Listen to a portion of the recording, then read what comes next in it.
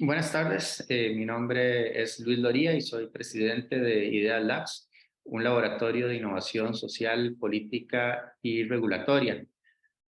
Hoy, en nuestro espacio de la dolarización y otros demonios, tenemos como invitado especial a Manuel Heinz. Manuel Heinz fue ministro de Economía en El Salvador y fue la persona que propuso la dolarización de ese país. Aparte de eso, es un experto en temas de política monetaria, experto internacional. Así que realmente un gusto poder conversar con usted, don Manuel. Hola, ¿cómo está, Luis? Muchas gracias. Bueno, como le mencioné, don Manuel, acá en Costa Rica, a pesar de que la dolarización se viene discutiendo más o menos con cierta seriedad desde el año 2000, eh, no avanzamos en esa discusión y siguen apareciendo, aunque parezca increíble, digamos, una serie de objeciones, de mitos, de información falsa, de calumnias, ¿verdad? Alrededor de la dolarización, de qué se trata, de cómo va a afectar a distintos actores de la sociedad. Entonces, es por esa razón que hemos abierto este espacio para pues, conocer, digamos, hacer directamente de quienes han sido, digamos, actores relevantes en procesos de dolarización que la conocen de primera mano. Eh, ¿De qué se trata, digamos, la dolarización y de camino, digamos, ir despejando, digamos, algunos de estos mitos sin fundamento que realmente, digamos, obstaculizan, digamos, la toma de decisiones importantes en nuestro país, en Costa Rica? Entonces, tal vez como para empezar, digamos, con algo muy básico, cuéntenos, digamos, ¿qué es para usted la dolarización? Digamos, ¿cómo le explicaría eso digamos, a una persona que no tiene, digamos, mayor conocimiento de temas de finanzas, de economía? ¿Cómo se dolariza un país? ¿Qué implica? Bueno, lo que busca la dolarización es independizar la moneda de decisiones políticas de corto plazo. Uno de los problemas más serios que tiene la América Latina es que tiene mucha inestabilidad en todas las dimensiones. ¿Okay? Entonces, este se enfoca, la dolarización se enfoca en reducir ese desequilibrio perpetuo que tiene la América Latina en una dimensión que es muy importante porque determina muchas otras. Por ejemplo, te voy a decir, digamos, en la América Latina los salarios reales son eh, sumamente volátiles, ¿sabes? Porque en las economías, en lo que consume la gente, en para lo que usan sus salarios para comprar, siempre incluyen cosas que son producidas localmente y cosas que son producidas afuera, ¿verdad? Y las que son producidas localmente usan muchas cosas que son producidas afuera, como por ejemplo el petróleo. Entonces tú puedes comprar una cosa que está hecha casi toda, digamos, en Costa Rica, pero la tienes que transportar, tienes que pagar petróleo y el petróleo es importado. Pero además tienes que usar un camión y el camión no es hecho en Costa Rica. Y también el aceite que usa el camión, etcétera. Hay muchas cosas que hacen que el verdadero valor de los salarios de las gentes esté determinado tanto por motivos internos como por la relación que hay entre la moneda local y la extranjera. Entonces, esto yo creo que toda la gente que trabaja y toda la gente que es parte de sindicatos y todo, sabe muy bien que en el momento en el que se devalúa una moneda, en ese momento le están bajando el salario de plano, ¿ok? Porque hay tantas cosas que son importadas, digamos, ¿cuánto es el porcentaje de importaciones en Costa Rica como promedio del PIB? Deberá de ser, en El Salvador andará como por 30, arriba de 30%. Entonces, más que eso, realmente, entonces eso lo que quiere decir es que de todas las cosas que se consumen, hay un porcentaje bien alto que viene de afuera, ¿verdad? Y que por eso el costo que puede tener, por ejemplo, sin que se mueva el petróleo, el precio del petróleo, de repente haya una devaluación del 40%, del 30%, que son muy comunes en América Latina. Entonces, ¿qué le pasa a la gente? La gasolina les cuesta más, todo cuesta más, aún lo producido localmente. Entonces, eso introduce una inestabilidad en la economía que no es buena y que realmente también afecta las inversiones. Entonces, uno digamos, la base fundamental de las otras cosas que te voy a decir es eso, es introducir una estabilidad en la moneda. O sea, que cuando tú estás hablando cuando tú, digamos, tú estás hablando de la moneda, del dinero que tú ganas, el salario que tú ganas. Tú quisieras que ese salario te sirva para comprar cosas en todo el mundo. Y además, quisieras que eso te sirva para comprar cosas que vas a disfrutar en el futuro. O sea, si tú vas a invertir, por ejemplo, tú quieres que estás invirtiendo en este momento, hablemos de pesos, digamos, tú vas a invertir X número de pesos o vas a meter un X número de pesos en el banco para que te paguen interés. Tú quieres que ese dinero conserve su valor. O sea, eso es fundamental, que tú quieres porque te vas a retirar, porque estás ahorrando para tus pensiones. Entonces tú no quieres que tú te pases 20 años ahorrando y pagando, digamos, pesos fuertes, duros, como dicen los venezolanos, o dólares, y de repente viene alguien y te devalúa los pesos. O sea, eso, antes, cuando tú pensabas de que te iban a pagar una X cantidad de pensiones y que eso te iba a alcanzar para vivir y de repente le dan en el camino, le dan varias devaluaciones y ya no te alcanza, eso es fallarle a la gente en el contrato más fundamental que hay en la economía. Entonces, eso es lo que tú buscas. Pero eso tiene varias consecuencias también. Y es lo siguiente. Tú, por ejemplo, vas a comprar una casa. Tú eres una persona joven, te casas y quieres comprarte una casa o un apartamento. Y entonces tú vas a ver al banco y el banco te dice, lo normal en América Latina, en las monedas locales, es que te den un plazo muy corto y tasas de interés muy alto. A menos que, a menos que te den el préstamo en dólares. ¿Ok? Pero tomar un préstamo en dólares cuando tu salario está en pesos es un gran riesgo también. Porque tú, suponte tú que está el peso y el dólar están 1 a 1, para hacerlo bien fácil. Y entonces te dicen a ti, vaya, mire, usted va a pagar 200 pesos de intereses. O sea, la cuota va a ser 200 pesos. Porque están 1 a 1, porque la cuota realmente, como se lo estamos dando en dólares, la cuota es $200, pero eso es igual a 1 a 1. Pero ¿qué pasa si después se devalúa al doble, por ejemplo? Le dicen, mire, disculpe, pero yo le había dicho que eran 200 pesos, pero ahora en realidad son 400 pesos lo que usted tiene que pagar. Y entonces ya eso, ya pones a una persona en un problema muy serio, ¿sabes? Este, eh, y los bancos, para protegerse de esas situaciones en que les pueda quebrar a alguien que no les puede pagar la deuda, te ponen las tasas de interés muy altas, ¿sabes? Entonces, en El Salvador, cuando tú querías comprar, antes de la dolarización, tú querías comprar una casa, te daban 5 años de plazo y la tasa de interés era 18%.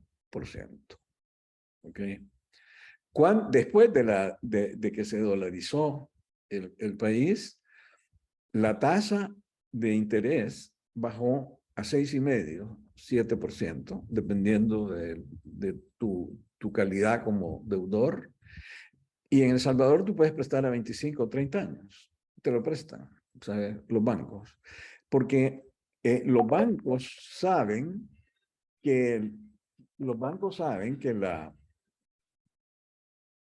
que la moneda se va a mantener estable y que ellos no van a perder. Porque el dinero que la gente va a ganar su salario, lo va a ganar el salario lo va a ganar en dólares y va a pagar en dólares. No le va a pasar eso de lo que estamos hablando, de que hay una devaluación, digamos, en esto. Esa estabilidad da una cosa que es única en la América Latina. En realidad, no ha pasado todavía esto en Panamá o en Ecuador, pero en El Salvador nosotros tenemos un gobierno que está en la peor clasificación del mundo. ¿Ok? Eso, como tú sabes, en cualquier país de la América Latina, cuando el gobierno tiene la calificación de esa deuda en la peor del mundo, las tasas de interés, eso lo que quiere decir es que la tasa de interés a la que, si el gobierno emite una nueva deuda, esa es la tasa de interés que le van a cobrar en los mercados, ¿verdad? O sea, el gobierno tiene que pagar algo así como 30% de tasa de interés para poder vender bonos, ¿ok? Y en El Salvador, al mismo tiempo que eso pasa, una pareja de jóvenes todavía puede comprar un apartamento y pagar 6,5% de tasa de interés. Porque se desligó la moneda de los políticos.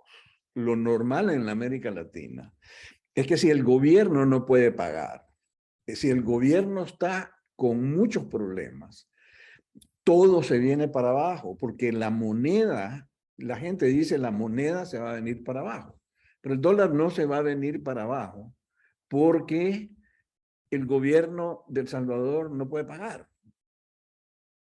O sea, y entonces los bancos pueden seguir operando y el sector, la gente sigue operando en medio de una gran estabilidad. Entonces, todo eso ayuda un montón para la economía, por supuesto. Esto no significa que mañana va a estar desarrollado el país, lo que significa es que un problema que ha sido muy serio y que ha sido muy serio en El Salvador y en toda la América Latina, se ha resuelto. Ese problema ya no existe en El Salvador. Digamos, cuando la crisis del año 2008, cuando todos los países andaban realmente muy emproblemados en América Latina por falta de liquidez, El Salvador no tenía ningún problema de falta de liquidez, tenía liquidez. Porque la gente no tenía miedo de que iban a devaluar la moneda, entonces no lo sacaban de los bancos. Entonces, hay muchos otros aspectos que los podemos hablar. Ya hablé bastante ahorita, pero en las siguientes cosas te puedo contar más cosas de beneficio que ha tenido la dolarización. Bien, no, magnífica la introducción. Tal vez, digamos, nosotros, como le digo, en Costa Rica, y que es un caso que también usted ha seguido a lo largo de varios años, lo hemos traído por acá en más de una oportunidad. Digamos, tenemos una economía que digamos, el Fondo Monetario y el Banco Central reconocen que es una economía bimonetaria, donde tanto el colón, la moneda local, como el dólar cumplen con todas las funciones de dinero. Uno puede tener sus cuentas en dólares, puede ir al cajero automático y sale en dólares, puede pagar cualquier cosa en dólares, una empanada, un refresco en el estadio los puede pagar en dólares, el taxi. Los precios de muchísimos bienes y servicios se fijan en dólares. Eh, entonces, digamos, en la práctica, digamos, sería incluso como más natural para el país avanzar hacia la dolarización oficial que digamos, lo que ha optado el Banco Central, que ha sido, digamos, introducir una serie de distorsiones para tratar de hacer que la gente prefiera la moneda local que los dólares. Entonces, no, aplica encajes diferenciados, no le da préstamos a quienes no generan dólares. Eh, y bueno, tiene una situación complicada por el lado de reservas monetarias. Hay presión hacia la depreciación de la moneda, una intervención activa del Banco Central en el mercado cambiario, un mercado que es ineficiente, ¿verdad? No responde a la libre oferta y demanda del mercado, la fijación del tipo de cambio, sino que se fija arbitrariamente por parte del Banco Central. Entonces, digamos, tenemos como toda esta serie de distorsiones, una serie de costos de transacción enorme de estar pasando de una moneda a otra, bancos y casas de cambio, digamos, ganando dinero simplemente por pasar de una moneda a otra sin agregar valor a la economía. Tenemos una gran población, digamos, de personas migrantes que viven en nuestro país y que tienen que cambiar sus colones por dólares para mandarlos afuera con un costo altísimo. Entonces, o sea, ¿cómo, digamos, ya de una manera así como operativa, ¿verdad? El ABC, el 1, 2, 3, digamos, de qué tiene que hacer un país para dolarizarse digamos, y acabar, digamos, con todo este tipo de distorsiones que a fin de cuentas, digamos, terminan encareciendo, ¿verdad? La operación y las transacciones. Bueno, eso es muy fácil. Realmente, bueno, la gente piensa que el dinero es el efectivo, nada más. O sea, cuando la gente dice vamos a dolarizar, se imaginan solo el cambio de los billetes a dólares. Pero como tú sabes, realmente el, el efectivo en una economía moderna no es nada comparado no, no se puede comparar con otros medios de pago, que son la masa más grande que hay en pagos, que son las tarjetas de crédito, las transferencias de cuenta a cuenta. Hay mil maneras en las cuales la gente se transfiere el dinero sin necesidad de tocar billetes. Digamos, ahora en cualquier país, aún en Centroamérica, eh, hay gente que sale a la calle sin efectivo. Pues, hay que poder pagar todo. Bueno, aquí en España, después por el asunto con la pandemia, cambiaron la ley y entonces definitivamente nadie puede negar un pago de una tarjeta. Y uno puede pagar 15 centavos, lo puede pagar con una tarjeta. Uno de aquí puede vivir sin nada. O sea, porque las verdaderas transacciones tienen lugar adentro del sistema bancario. O sea, a través de las tarjetas de crédito, si te debo algo, tú puedes hacer una transferencia en un restaurante, no tienes efectivo, y se te olvidó la tarjeta de crédito, pero con el teléfono puedes hacer una transferencia de dinero al restaurante y con eso pagas. Ese es el dinero ahora. Entonces, ¿en dónde es que es esencial que esté dolarizado? Son las cuentas de los bancos. O sea, las cuentas de los bancos tienen que estar dolarizadas y digamos, ellos también pueden tener euros, por ejemplo, o pueden tener otras, pero todas las cuentas las llevan en dólares. Todo. Su capital está en dólares, la contabilidad está en dólares, etcétera. Lo cual para ellos es magnífico también, ¿verdad? Porque hacen operaciones internacionales, para ellos son facilísimas, no tienen que pasar por el Banco Central, sino que directamente trabajan con puros dólares. Entonces lo que tú haces es, tú pasas una ley en la que dice que los bancos, todas las cuentas de los bancos están denominadas en dólares.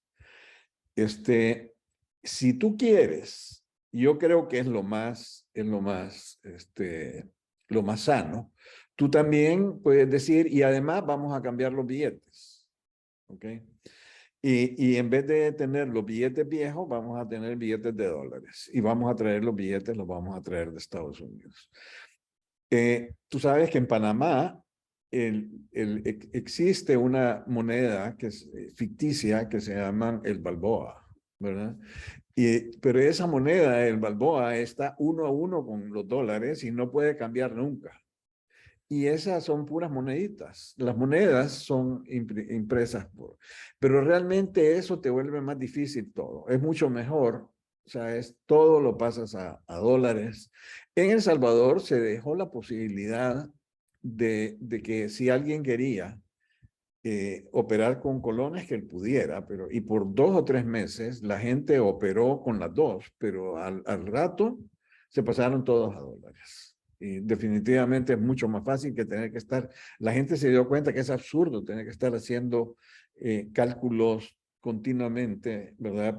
Para dar el vuelto, etcétera. Entonces, si vamos a comprar la masa monetaria en El Salvador, los billetes y las monedas, en El Salvador fueron como 400 millones de dólares. No es nada, no es una cantidad monstruosa, pues realmente. El país, ¿y con qué compras eso? Con las reservas del Banco Central. El Banco Central tiene dólares, de todos modos. Todas las reservas del Banco Central están en dólares, en Costa Rica también. Y entonces, el Banco Central ocupa eso y compra billetes. Y se los cambia a la gente. Y de tal forma que la gente que antes tenía pesos, colones, lo que sea, ahora tiene dólares. Y las cuentas, hay una fecha, el 1 de enero del año 2001 fue en El Salvador, en donde tú dices todas las cuentas de los bancos están en dólares. Entonces, en ese momento, automáticamente, a la tasa de cambio vigente, se hizo el cambio y entonces tú tenías un depósito de la tasa de cambio era 8.75, tú tenías un depósito de 875 y te lo transformaban en 100 dólares. Y igual los créditos. Ahora, ¿qué fue lo que pasó? Lo que pasó en los siguientes meses fue que la tasa de interés, o sea, la gente no lo podía creer. Gente que debía dinero porque yo te lo ponía en las hipotecas en 18%, una buena hipoteca, porque no lo prestaban a cualquiera. Había gente que pagaba 24%, ¿verdad? Por créditos de corto plazo. Y de repente le bajaron al 7% en 2 o 3 meses. Entonces hubo una ganancia en las empresas y en el consumidor que se encontraron de que simplemente porque se había dolarizado, se les bajó la cantidad que debían, pues, que tenían que pagar, porque la tasa de interés se vino para abajo. Y por otro lado, los bancos adquirieron más valor. Los bancos inicialmente los bancos no querían, porque iban a perder lo que tú acabas de mencionar, o sea, el estar cambiando de dinero, ¿verdad? Aquí viene toda la gente todos los días y cambian dólares por colones y después colones a dólares y tú, ¿verdad? En cada una de esas te ganabas una buena comisión y ya no iban a ganar esta comisión. Pero definitivamente después se dieron cuenta de que el dinero que ahora tenían ellos, el capital que tenía era sólido, porque ya no iban a venir a devaluarle el capital al banco, sino que el banco ya tenía su capital en dólares y los créditos, todo estaba en dólares. Entonces, eso hizo otra cosa que era uno de los objetivos que teníamos con la dolarización, que viene de la estabilización de lo que hemos hablado, y es que los bancos, le resultó más fácil a cualquier empresa en la economía, le resultó más fácil integrarse a las cadenas de producción internacionales. Porque las cadenas de producción llevan sus cuentas, las llevan en dólares. Yo estoy seguro, en Costa Rica hay muchas empresas que están integradas a cadenas mundiales de producción. Yo estoy seguro que la Pfizer tiene las cuentas en dólares. O sea, todas las empresas, porque si no, ¿cómo van a ellos operar, sabes, mundialmente? No van a estar con una computadora continuamente haciéndola. Entonces llevan todas sus cuentas también en dólares. Entonces, la simplificación para las empresas y para los bancos y para todo el mundo fue realmente muy, muy grande. Ahora, una de las cosas que dicen es que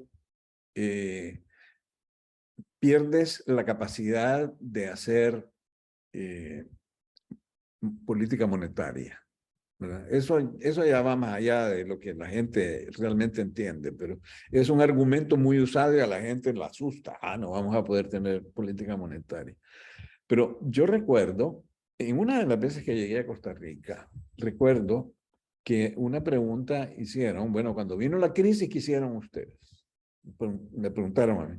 Yo decía, nada. ¿Cómo que nada?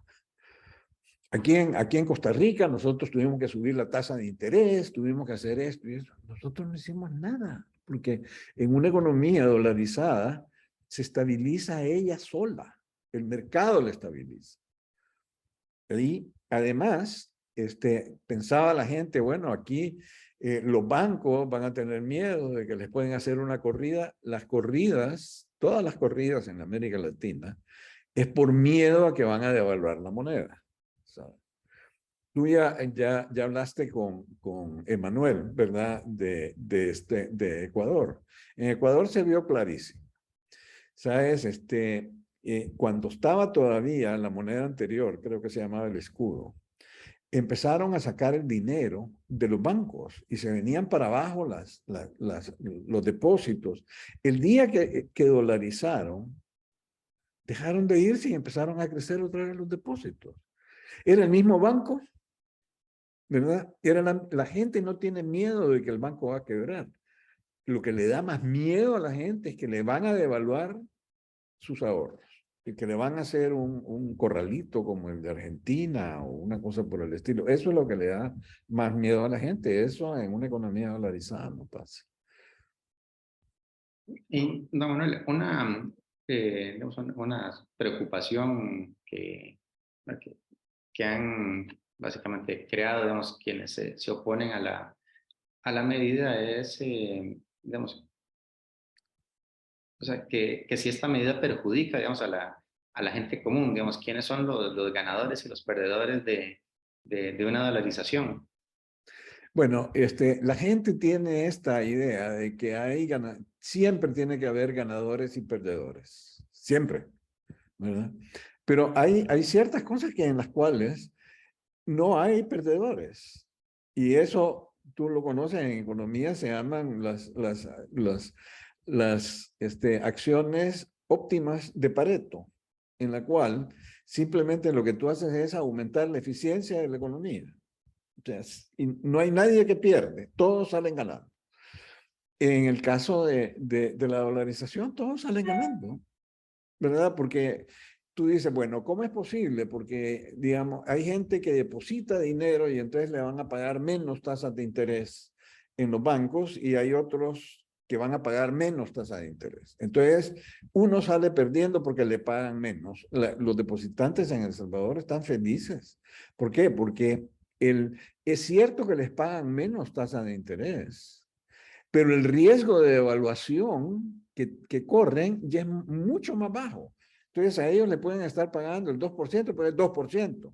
Okay, antes era el 18%, pero en una devaluación era de 25% y perdían 7%. O sea, y hubo momentos en que perdieron la mitad en El Salvador durante la guerra, y cosa que ha pasado también en Costa Rica. O sea, entonces ahí tienes que los dos ganaron, ¿sabes? Es como como, como una prima de seguro. En una prima de seguro, yo soy la compañía de seguros y te aseguro a ti contra un riesgo, que se queme tu casa. ¿Ok? Y entonces tú me pagas a mí para que yo te asegure y si te quema, yo te pago. ¿Ok? Pero tú lo haces voluntariamente. ¿Por qué? Porque tú en la transacción estás ganando. Tú dices, yo voy a pagar $1,000 al año para no perder $100,000 en una. Entonces tú ganas. Y la compañía de seguro también gana, porque por la ley de los promedios, la gente no se queman todas las casas al mismo tiempo, y entonces ellos calculan cuánto pueden ganar. Entonces no hay realmente, si tú buscas, en El Salvador había gente que siguió opuesta, ¿sabes? Por todos estos mitos que existen, siguió opuesta a la dolarización. Y entonces, en un momento dado, uno de ellos llegó a ser presidente del Banco Central. Y entonces le pidió al Fondo Monetario que hiciera un análisis de los primeros 10 años de la dolarización y que si había habido algún beneficio. Y el Fondo Monetario hizo un reporte fantástico, donde dijo que El Salvador, el sector, entre el sector privado y el sector público, es casi un punto del PIB de crecimiento, en puro ahorro. O sea, ahí allí el pueblo entero se ahorró un punto de crecimiento del PIB por año.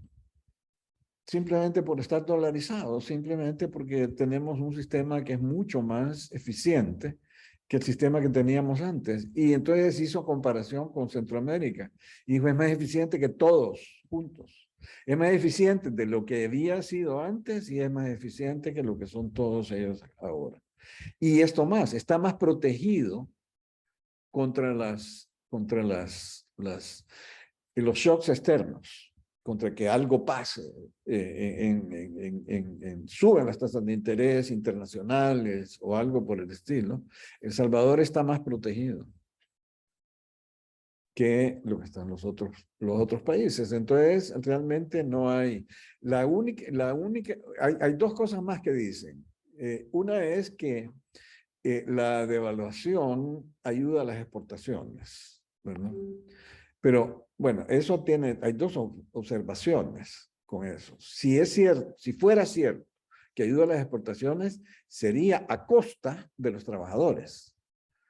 Porque lo que hace más rentable por un momento a las empresas exportadoras es que el precio al que ellos venden sigue siendo el mismo en dólares, pero eso les da más dinero en colones, pero no le pagan más a los obreros.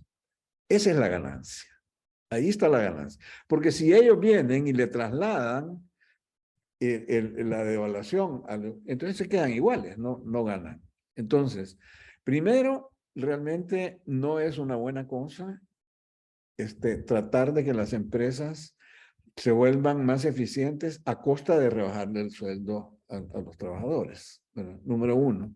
Pero número dos, si tú vas y sacas una estadística y ves las correlaciones, tú no vas a encontrar que los países que más devalúan son los que más exportan. ¿No es cierto? Si eso fuera así, la América Latina sería el exportador más grande del mundo, de todo, porque a cada rato ha devaluado.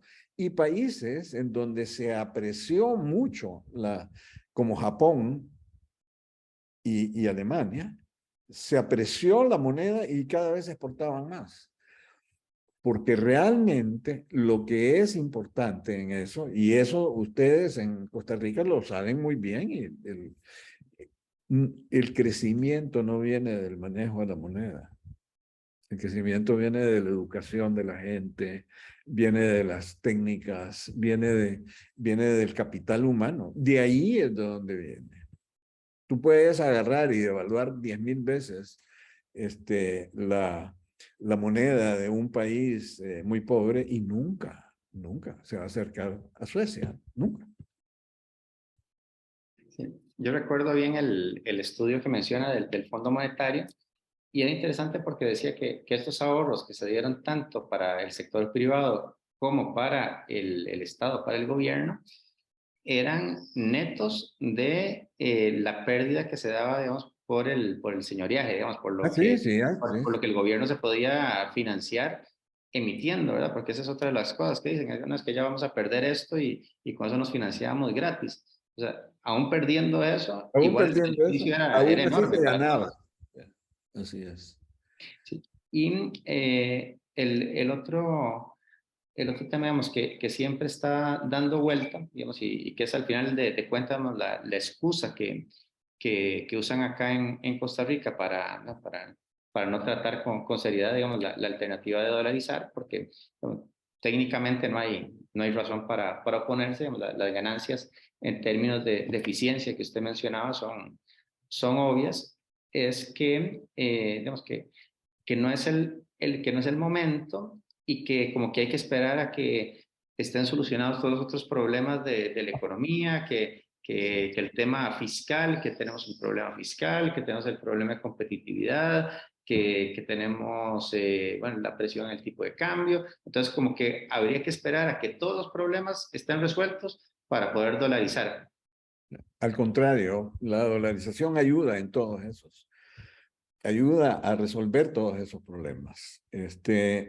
No hay que esperar en eso. Bueno, El Salvador ha tenido problemas fiscales, montones, desde que se dolarizó realmente ha habido déficits bien grandes. El país se ha convertido, como te decía, además, en uno de los peores deudores del mundo. Todavía pasó por un momento en que hubo un default. Realmente el país no pagó.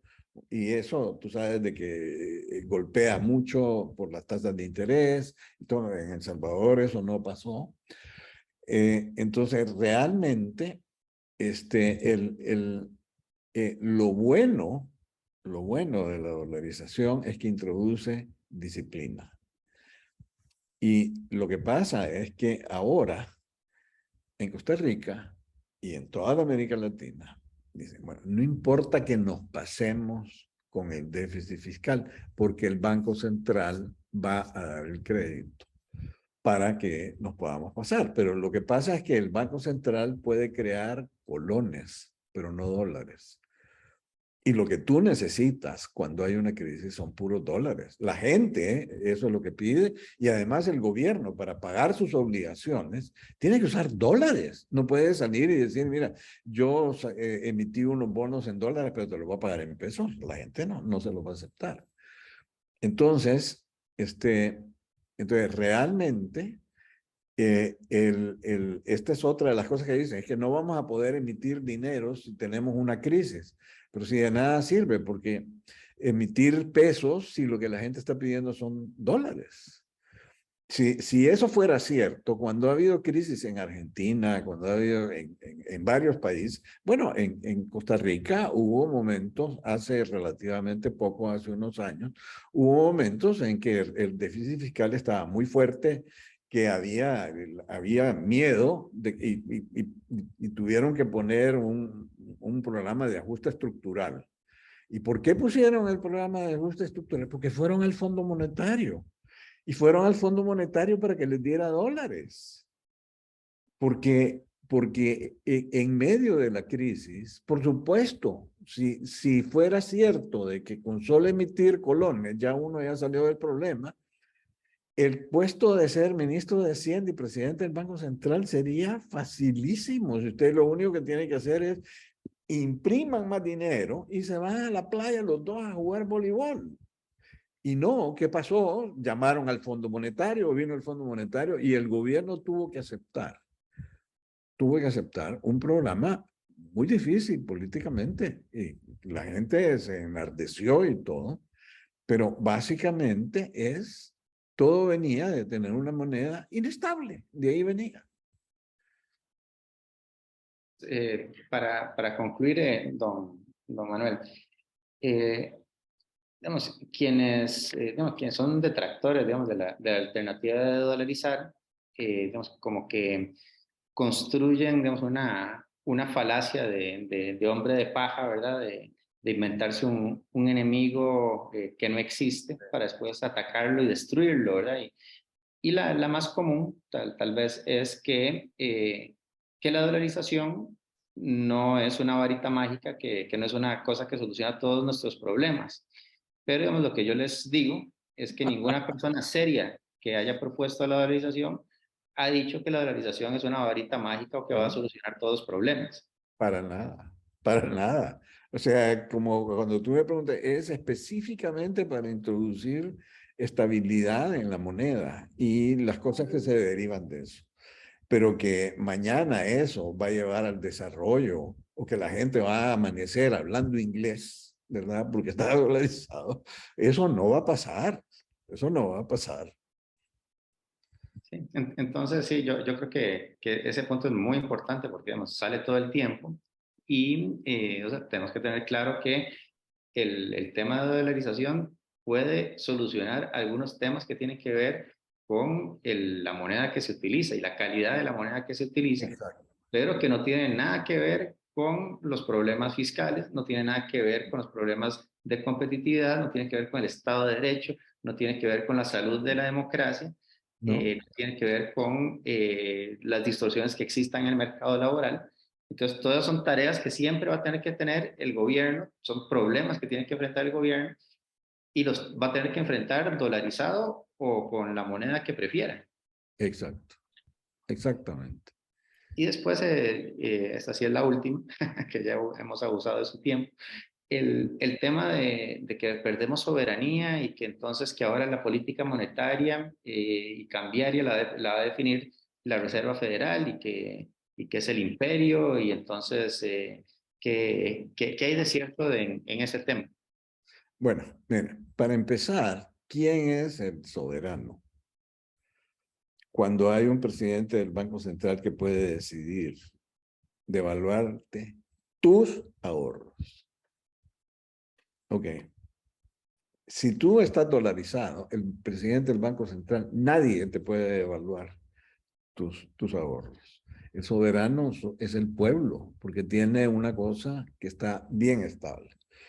Ahora, ese argumento yo lo encuentro terriblemente hipócrita, perdón que use una palabra fuerte, o sea, es súper hipócrita, porque ¿cuánto por ciento de los depósitos y cuánto por ciento de los créditos en Costa Rica están en dólares? En Costa Rica y en Panamá y en Miami y en Delaware. O sea, realmente, si tú le das a escoger a alguien y le dices, mira, tú en qué quieres que te... Los fondos de pensiones, ¿ok? ¿En qué moneda quieres tú que te apunte las contribuciones que estás haciendo?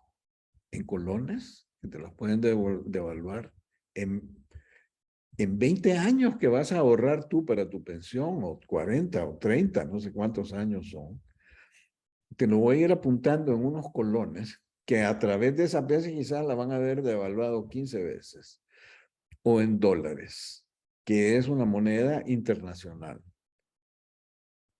y que ahora, en medio de una crisis, ¿qué es lo que está pasando? El dólar se está apreciando porque la gente se está pasando al dólar, porque cada vez que hay miedo, se pasan al dólar, porque la gente prefiere el dólar. Si tú, entonces lo que tú le estás dando a la gente es que le estás devolviendo su soberanía monetaria, se la estás dando a la gente. Tú lo tienes en dólares y tú lo tienes en una moneda que se va a mantener. En El Salvador se dejó la puerta abierta. Si usted quiere, o sea, los bancos siempre van a llevar las cuentas en dólares y todo. Pero si usted quiere tener sus depósitos en colones, lo puede hacer en colones. Nadie, nadie se quedó con los colones. Todo el mundo lo pasaron a los dólares.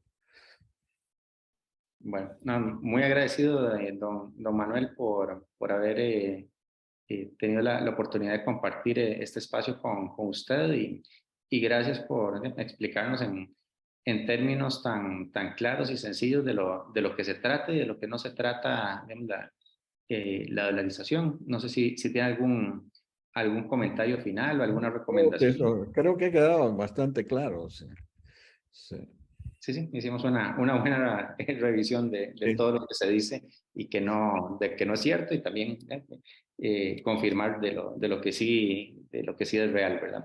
Entonces, nuevamente, muchísimas gracias y Ok, un gusto bueno, en Luis, un este gran espacio. placer. Nos vemos.